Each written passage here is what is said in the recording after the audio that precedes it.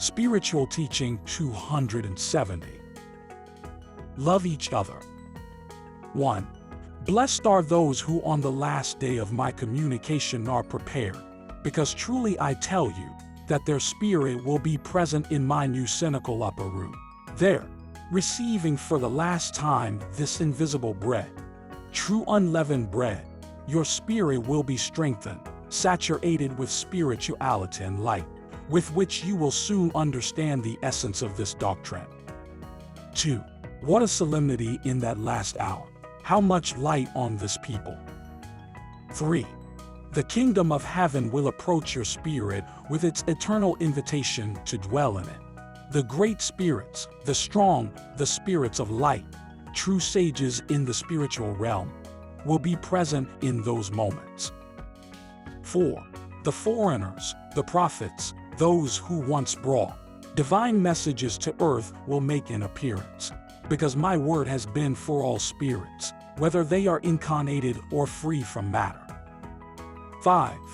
Those beings will be representatives of the infinite abodes that exist in the universe and will attend the last of my manifestations that in this form I have given you at this time. 6. What will they contemplate among this people? What will they discover? Only I know it. But I charge you to watch and pray, so that you be one of those who sit at the table, one of those who come to enjoy the Master, one of those who come to eat and drink the bread and wine of heaven, that you are not going to come to the table plotting betrayals, because only in appearance will you have been with me, because in reality, your consciousness will not allow you to enjoy my presence. 7. Do you know why I speak to you in this way? Because I know what will happen, because I know you perfectly, and I know who will deny and who will be faithful to me. I know who will remain faithful, because they have studied my word, and who will get confused because they have never analyzed the background of my word. 8. While some were only interested in the essence of my word and always yearned for the progress and evolution of their spirit, others liked the outward worship more. Thus, while the former recreated receiving teachings on spirituality, others resented that their mistakes were mentioned. 9. Only I know who will answer me for everything that, having been known through my spokespersons, has been detained. 10. Understand, people, that in this third era, as witness is that you have been of this divine manifestation, you have the mission to extend this message with all fidelity and truth, that you have been called and chosen to bring the good news to humanity, teaching your brothers the spiritual path, the only one that leads you to peace, to the true light and universal brotherhood. 11. Extensive has been the time that I consecrated to teach you. But, if the last listen to me little, I leave for them my written word, so that they may seek in it the divine essence and all reach the same understanding and spirituality. 12. In following this path, you have no ideal other than that of the perfecting of your spirit, a perfecting that you can achieve by putting my doctrine into practice, living my teachings, consecrating your existence in the service of your fellow men in continuous compliance with divine laws and human laws. 13. Many of you fought for your material life. Now is the time to work for the spirit. 14. Both struggles are different in essence, because while the human struggle is selfish, because it is necessary to work for oneself itself, the spiritual struggle must be absolutely disinterested. You must sow your path with love and charity without expect of reward. 15. Try to penetrate and understand my teachings in such a way that you understand that in the practice of a high life, clean and spiritual, is where there are the greatest satisfactions, the greatest joys, the true triumphs and eternal.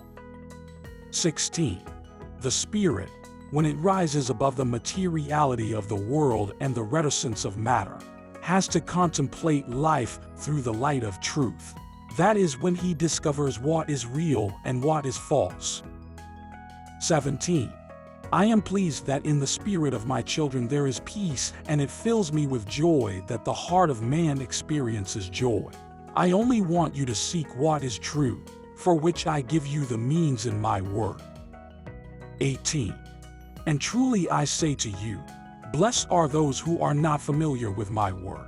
Blessed are those who obey and they respect my mandates, because they will be the ones who give testimony of my word. They are the ones that correspond with love to love that in my word I show you. They are those who have charity and gratitude towards these spokesmen who are leaving their lives in this people. 19. But how many have become familiar with my manifestation? They attend my teachings like someone who is going to witness a rite or to fulfill a tradition, and that is not the fulfillment that I expect from my people. 20.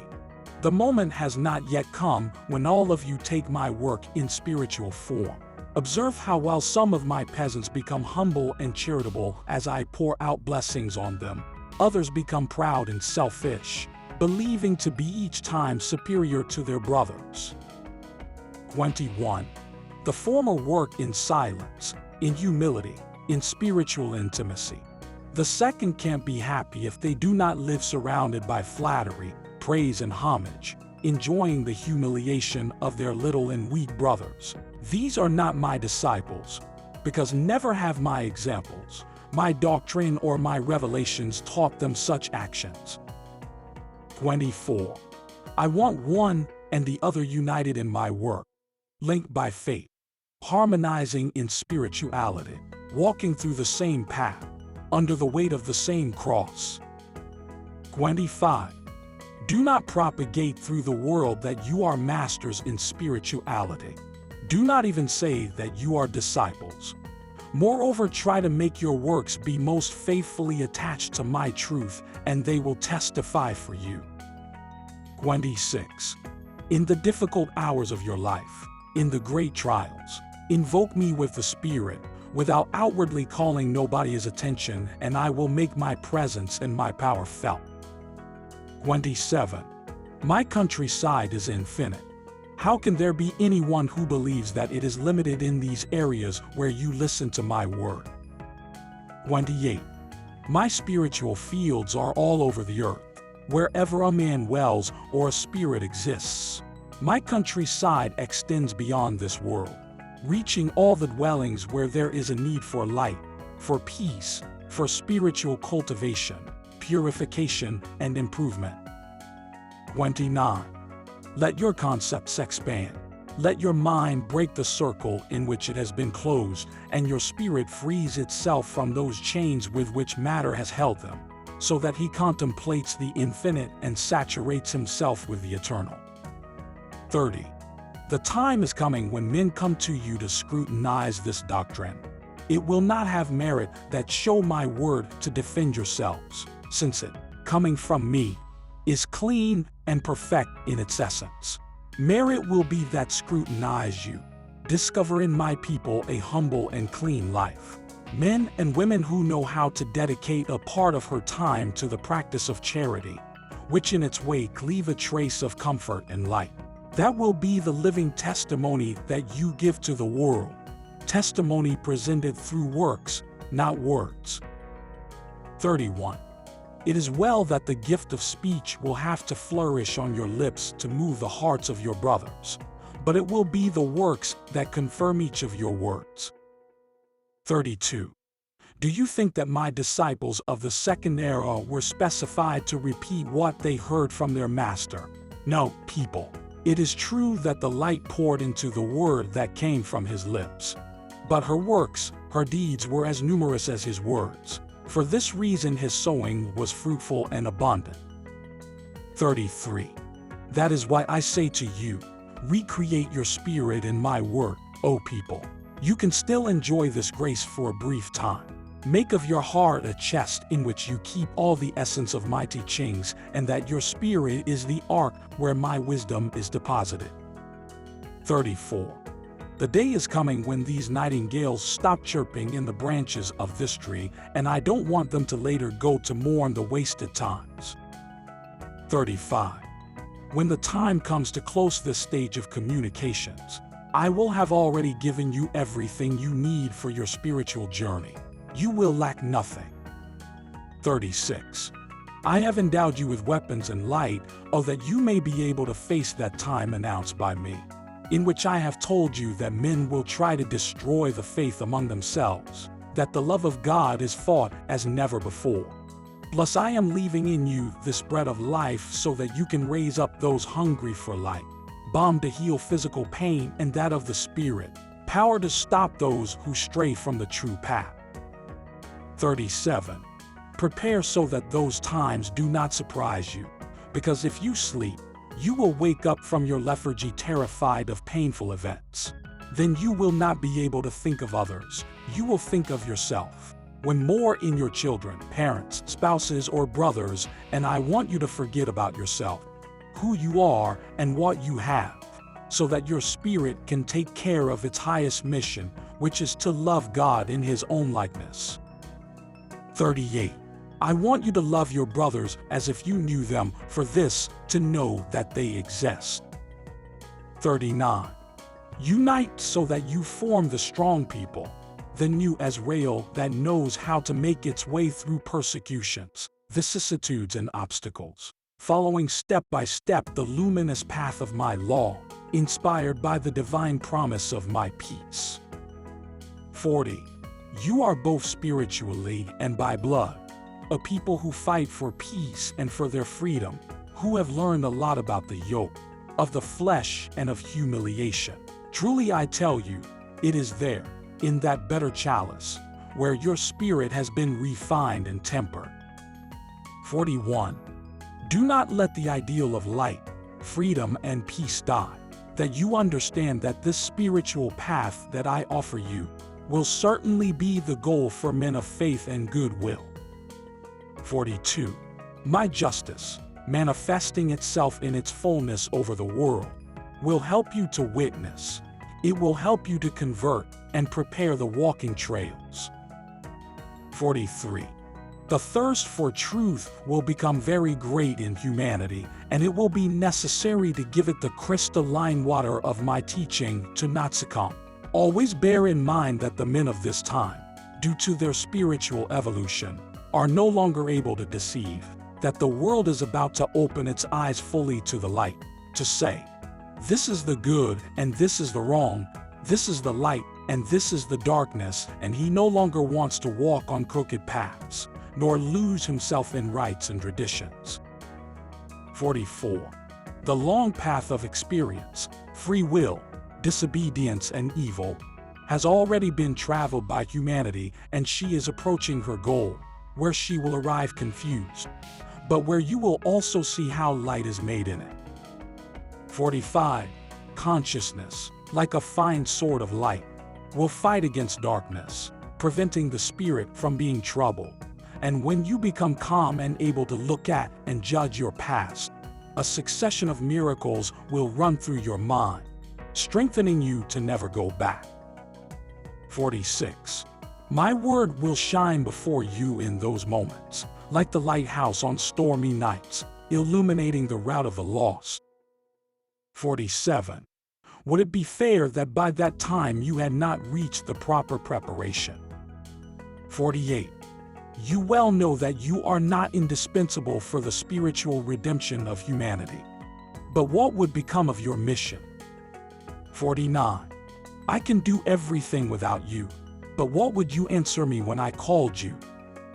50. Disciples, after praying, weigh your responsibility and measure the scope of your mission. You do not ignore it, since I have told you about it extensively. 51. I come to you to strengthen you with words of love and wisdom. You are on the eve of great events. I have announced to you that the world will be shaken in the year 1950.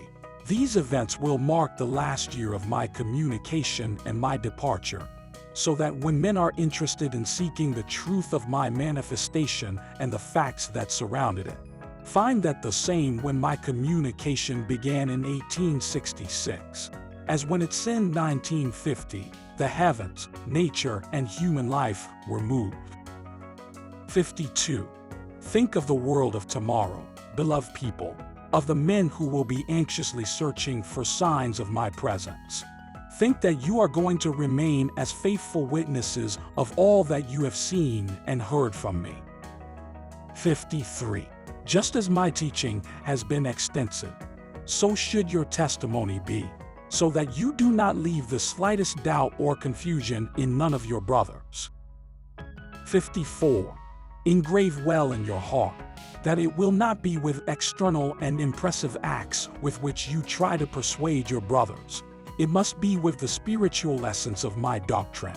You could impress those who come with a burden of sufferings in search of comfort, and who in their longing to find relief from their pain do not even notice the way with which they receive the balm.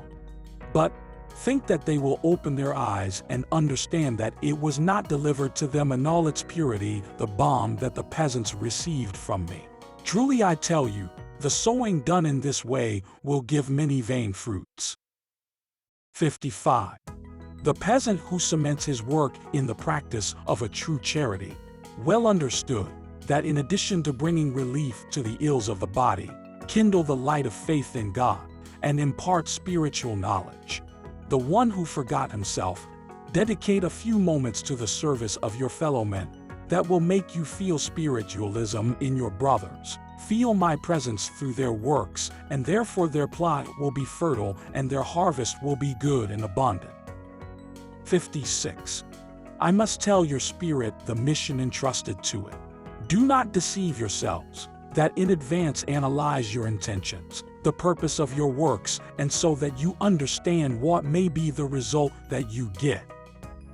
57. You are my disciples, and you must live alert so that you listen to the voice of a consciousness before carrying out a work. Then you will set the goal that you want to achieve beyond this life, recognizing that here you will only accumulate merits to make you worthy to inhabit a world of light. What does it matter that with your help others arrive before you? Higher will be your merit, because that will mean that you thought more of them than of yourselves.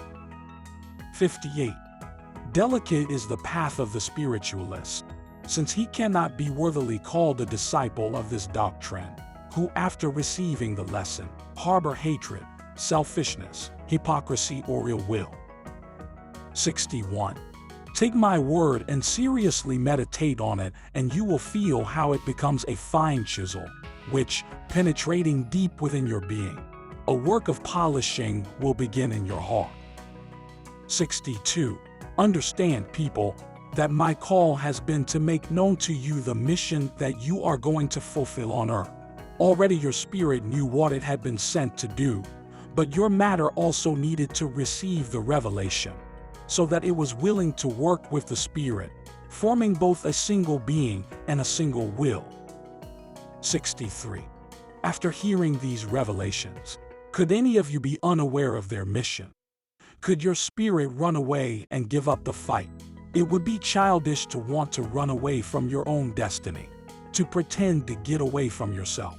What place could you find in this world or in others where my voice will not reach? None, because my voice is your light. Moreover, who can flee from this time of trials? Wherever you retire, their purification would follow. 64. Truly I tell you that security and peace can only be found in the performance and fulfillment of the law that I have trusted.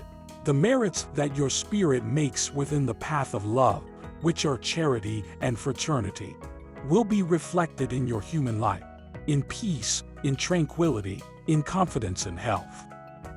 65. In the first era, the people made a pact with their Lord and swore to comply with the law. Now I don't want you to swear. I want your impulse to follow me be spontaneous. May your fulfillment be out of love. 66. At this time I have seen all the congregations gather, forming a single crowd, to commemorate the date that this people swore obedience and union to me. But I ask you, have you fulfilled your oath? Have you been obedient to my commands and have you joined? No, people, you have not fulfilled. Your oath was in vain. For what do you commemorate that date then? It would be more pleasant for me to see you distanced materially, although you never would gather to commemorate those traditions, but instead, you would see yourselves spiritually united. Form my doctrine and fulfill my word. Then you will be united in my work, and it would be your strong union for love and truth, without having to comply solely because in your spirit you carry the weight of an oath. 67. I want that when the new people of Israel rise up to follow me, their pact be of love and of faith. 68. Do you understand why I have been abolishing all your traditions? Because busy in fulfilling them, you forget the true essence of your life, which is to obey my law. 69. I tell you that if before I finish my communication at this time, you do not join nor forgive each other, you do not know the evidence that makes you shudder, reminding you of your falsehood and your disunity. 70. I see that you have become familiar with my word and that, when I speak to you in a tone of claim or counterclaim, you close your ears, trusting that in a few moments I will forgive you and speak to you with infinite sweetness. 71. A people who have not wanted to keep the seed and who only seek delight in eating the fruit.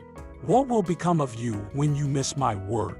Are you going to invent some way to fill your void? No, people, don't try to fool yourselves. Better keep my word in your heart from now on. Store it, and when you stop having my communication, you will be possessors of an inexhaustible flow of wisdom, of a source of health and peace, of a spring inexhaustible of blessings. 72. My word, as the appointed day approaches when you will stop listening to it, becomes clearer. Some of my spokespersons have reached maturity, and as a reward for their preparation and for the people I spill my word, full of clarity and simplicity. 73. Before it was necessary to speak to you in a figurative sense, because the spokesmen were only qualified to speak in that form of the profound teachings of my truth. Behind every parable or figure there was always something divine or mysterious that the spokesman could not interpret. Later, when his spirituality and elevation made him understand his mission, the figurative sense disappeared from his lips, because his understanding had already managed to express the elevated through simple language, available to all minds and all spirits. My peace be with you.